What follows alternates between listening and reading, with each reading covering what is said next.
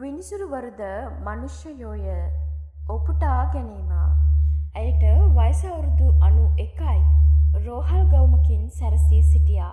ඇයව දරුණු සොරකමක් කිරීම සම්බන්ධයෙන් අත්අඩංගුවට ගෙන තිබූ අතර විනිසුරුවරයාට ඇයගේ පාපොච්චාරණය විශ්වාස කළ නොහැකිව අසරණව බලා සිටින්නට වුණා. හෙලන් සහ ජෝර්ජ් වයස අවුරුදු 91ක් සහ 88ක් වන අතර විවාහ වී වසර 65ක් ගත වී තිබුණා. ජෝර්ජ්ගේ දරුණු හෘදයාබාධය නිසා දිනකට පෙති 12ක් ලබා ගැනීමට වෛද්‍යවරුන් විසින් නිර්දේශ කරලා තිබුණා. දැඩි ආරක්ෂිත කාලසටහනකට අනුව ඔවුන්ගේ ජීවිතය ගෙවී ගියා. නමුත් පසුගිය සතියේ ඔවුන් පෙළුණු දැඩි ආර්ථික දුෂ්කරතා නිසාම ගෙවීම් කිරීමට තිබූ අතිරේක රක්ෂණ සැලැස්මට අදාළ ගෙවීම් නොකර සිටීම නිසා එම රක්ෂණ ආවරණයට අවලංගු වුණා. ජෝර්ජ්ගේ මාසික බෙහෙත් වට්ටෝරු ලබා ගැනීමට හෙලන් පාමසියට ගිය විට ඖෂධ වේදියා ඇයට මුළු මුදල පැවසූ විට ඔවුන්ගේ ජීවිත කතාව මෙලෙස වෙනස් වුණා. එය ඇය අත තිබූ ඩොලර් 50 මිලට වඩා අධික මිලක්. සම්පූර්ණ වට්ටෝරුවේ මිල ඩොලර් 940ක් ලෙස සඳහන් වෙලා තිබුණා. අසරණ හෙලන් කිසිවක් නොමැතිව ගෙදර ගියා. දින 3ක් ඇය ජෝර්ජ්ගේ සෞඛ්‍ය තත්ත්වය ගැන හොඳින් බලා සිටියා. බෙහෙත් නොමැතිව ඔහු දුර්වල ව්‍යාකූල වූ අතර ඔහුගේ හුස්ම ගැනීම අක්‍රමවත් වුණා. ඔහුට වැඩි කාලයක් නොමැති බව ඇය දැනගත්තා. බියටපත් ඇය නැවත පාමසියට ගියා. ඖෂධ වේදියා කාර්යබහුලව සිටියදී ඇය සිතාගත නොහැකි දෙයක් කළා.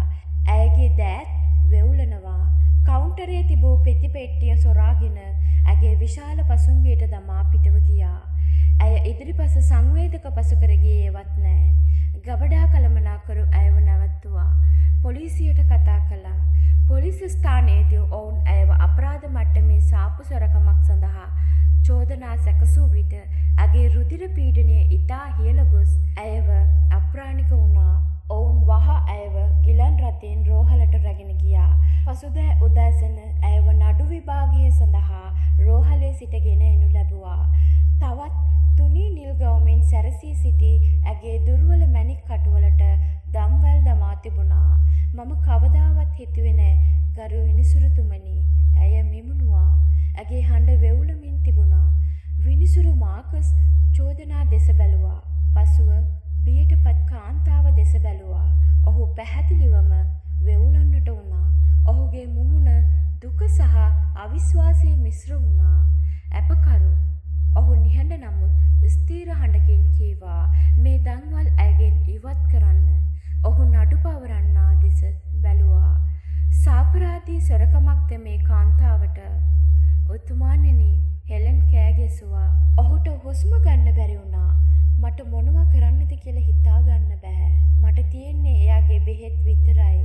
විනිසුරුවරයාගේ මුහුණ දැඩි වුණා. නමුත් ඇය කෙරෙහි නොවේ. තත්ත්වය ගැන ඔහු කෝපයෙන් සිටියේ. ඇය අපරාධකරුවෙක් නොවේ.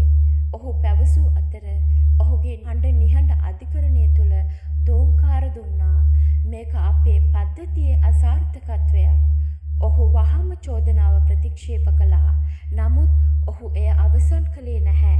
ඔහු වහම අධිකරණ වැඩවලින් විවේකයක් ගෙන රෝහලේ සමාජ වැඩ දෙපාර්තමේන්තුවට කතා කිරීමට ලිපිකරුට නියෝග කළා. මම මිලර් මහත්මියව නැවත රෝහලට යවනවා.